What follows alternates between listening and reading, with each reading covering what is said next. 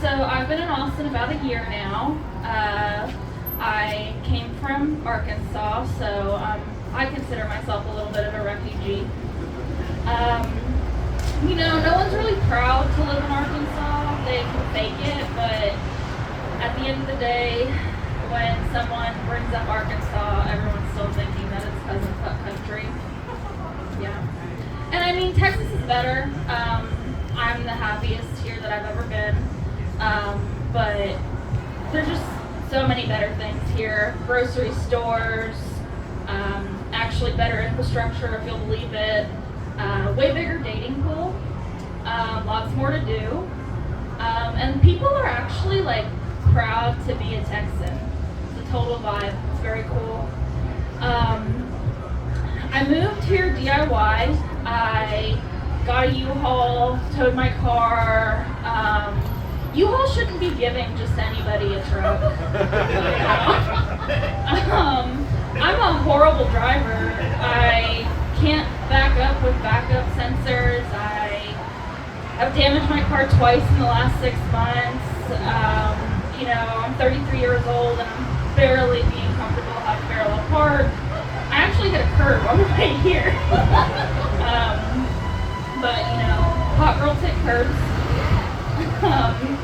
But it's just crazy to me that U-Haul's like, yeah, take this fucking weapon on the road and take it wherever you want. Basically U-Haul saying, we believe in you and so does our insurance policy.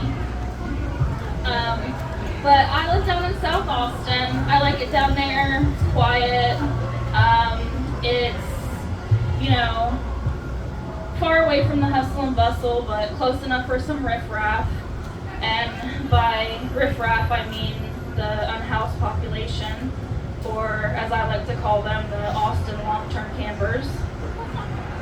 But I mean, the panhandlers and the homeless people are pretty much one of the first things you notice when you get to Austin. I got a crash course with them pretty quickly. I was in a parking lot when I just moved here, and a guy walked up to me and asked if I had any money. I said, I don't have any cash on me. He said, oh, I have Cash App and Venmo. If you are in a parking lot asking people to Venmo you money, you can go get a fucking job. About 6 months ago, I moved into a new place, and it is basically near the ass end of Lamar. So it's a homeless hotspot, I would say. I came home one night and there was a fire in a trash can at a bus stop across the street from me. Around that time is when the new Pope got anointed or whatever. And I figured, oh, this must be the way that the homeless people get a new Pope. And the best one was a man knocked on my door asking if I was getting rid of anything in my carport. He really needed shoes. So basically after that I got a Ring doorbell camera. I was not having it. And I love the Ring doorbell camera. I know when deliveries get there. I can spy on my roommates. One thing I wasn't expecting was seeing my fat girl waddle on the camera. And, I've been a fat girl for most of my life, especially in my adulthood. They say she's got to be 2 something to do something, or if she ain't 280, she ain't a lady. But I'm 300 pounds. I knew I was hitting rock bottom with my weight when I walked around the neighborhood with an Uncrustables wrapper stuck to my leg. I also don't like knowing that I'm about halfway to having my own special on THC. And as we slip closer and closer into fascism, I know that I'm going to end up in a camp. I don't know if it's going to be the government fat camp or the camp that they send you to when you're mentally ill and on 3 different antidepressants, or the camp that they send people to if you share too many memes about Charlie Kirk. But I I know I'm gonna end up in a camp. I consider myself a BBW goddess, but I don't think RFK Jr. is gonna share the same sentiment at all. And I used to think that I was single because I was fat, but I actually realized that it's my personality, standards, expectations, attitude, all that stuff.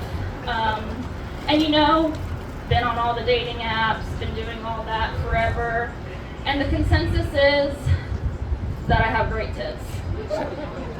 Yep. I get messages about them all the time. I also get messages saying that it looks like I give good blowjobs. I don't. I really don't. I don't enjoy it. I see blowjobs as actual work. My heart's not in it. I'm not in it for the love of the game, anything like that. I mean, I'll do it, but I'm not happy to do it. And I get bored, kind of impatient, and I ask the guy, like, hey, can you tag in, use your hand a little bit, something like that. And I do get a bunch of messages on dating apps that are just absolutely crazy. A couple of my favorite ones are, I think it was a long time ago. Some man told me that he could eat my ass through a straw. I still have absolutely no idea what that means. Recently I had a man message me, first message, said, no casual sex, just casual throat. Yeah, that happened. And then he went on to brag about his 7-inch dick. And I mean, 7 inches is a little bit above average. I'm not a size queen or anything, but call me when you got 9. And there was one that just really, it worked on me. It really worked on me. I had a man tell me it would take a village to pull me out of you. I like that one. But I'm hoping that I can not be single much longer. It is getting colder, so BBW season. I'm hoping I can get a man that's looking to be kept warm. But if you are interested in dating a BBW, I do have some tips for you. First one is you need a bed frame. No fat girl wants to get down on the ground to get on the bed, and it's even harder to get back up. So get a bed frame, get one that's good. If you cheap out on it, might not make it. And if it does make it, you're probably gonna have to tighten the bolts on a quarterly basis. Second one, get a good toilet seat as well. One with the metal bolts. Definitely a good upgrade if you want to date BBWs. Also, be prepared to feed her. She's a BBW. She likes to eat. Lastly, you need to be prepared for fat girl pussy. Fat girl pussy is a little bit like brisket. It's moist, it's juicy. Sometimes it leaves stains, and people wait in line for it. I've been Mariah. Thank you guys.